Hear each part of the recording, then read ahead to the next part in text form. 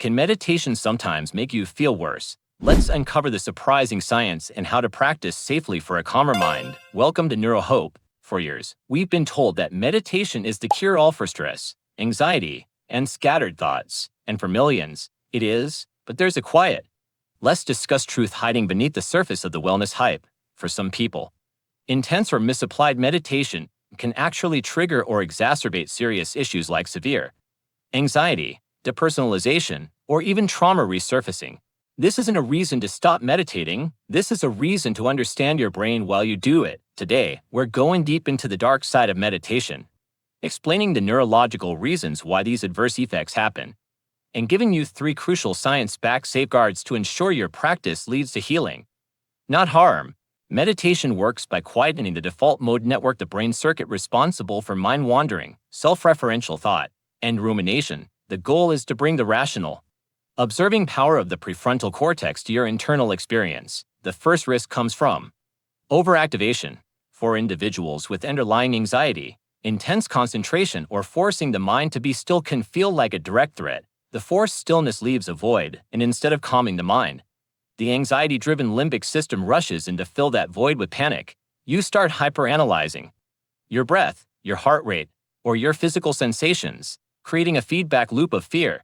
In these cases, the brain interprets the meditation as a threat, not a refuge. The most concerning adverse effect for some is depersonalization or dissociation, a feeling of being detached from your body. Why or thoughts? Paradoxically, this can be a side effect of achieving the goal of detaching from the ego. For people with prior trauma, meditation can also be risky.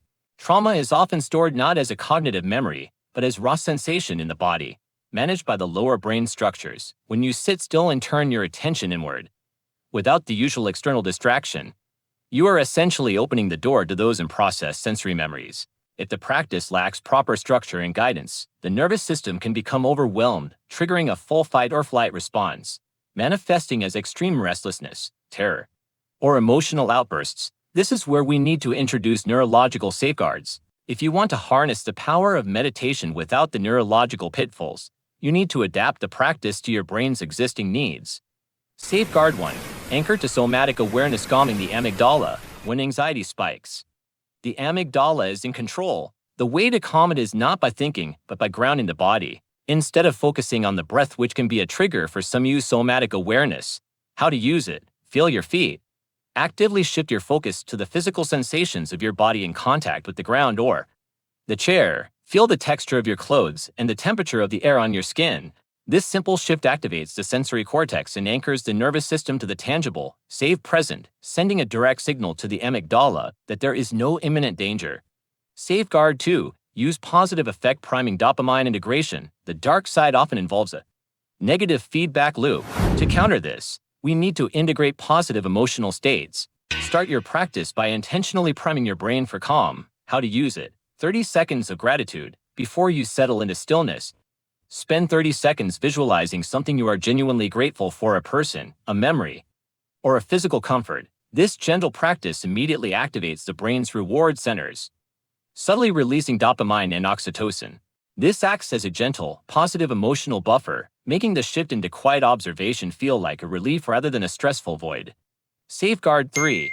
Maintain the open attention system. Avoid hyperfocus. Avoid the trap of forcing hyperfocus. Intense concentration can quickly lead to mental fatigue and neurological rebound. Instead, practice open attention. How to use it? Think of your awareness not as a magnifying glass, but as a floodlight.